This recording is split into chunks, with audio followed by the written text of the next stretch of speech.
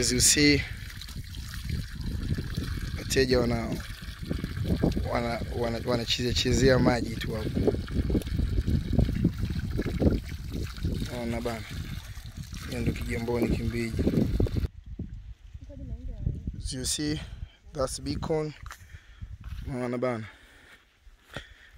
Viwanja vimebaki vichache sana. Viwanja ni vichache sana. Kigamboni Kimbiji. Viwanja vilivyopimwa. Hapa nipo natembea kwenye barabara za mablock. Naona bana. Naona bana. Jamani, tangulieni mbele kule, nipate visogo tu. Naona bana. Kuna wateja wangu hapa nawaonesha. Mimi nafurahi bana, young generation kama hii ikiwa motivated kwenye kuwekeza kununua viwanja namna hii. Namna ya kicheki, ni mabinti wadogo lakini wanajua nini maana ya ardhi. Jamani, viwanja vimebaki vichache sana. 1.5 milioni ofa ya Christmas na mwaka mpya. Kigamboni Kimbiji, viwanja vimebaki vichache mno.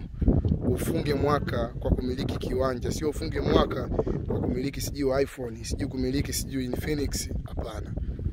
Mtu anakuvalu au mtu anavalu mwaka wake umeishaje kwa vitu ambavyo ameweza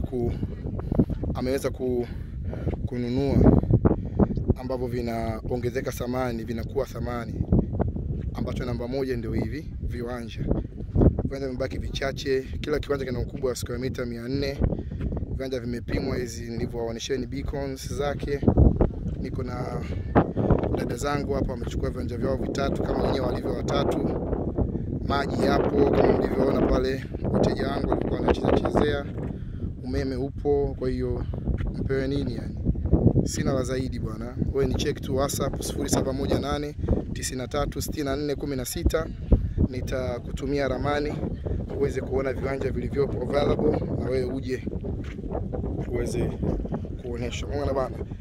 Tafsiri ya viwanja vilivyopimwa ni beacons bwana. Unaona beacons hizo? Namna hiyo. Kwa hiyo naweza kuona bana jinsi gani. Eti zo. Nyie mmepaonaje? Fresh, nzuri sana. Yaani hapa ni moto. Moto potea mbali. Zo anataka kuja kuchoma nyama. Nataka yani ningejua choma zangu nyama.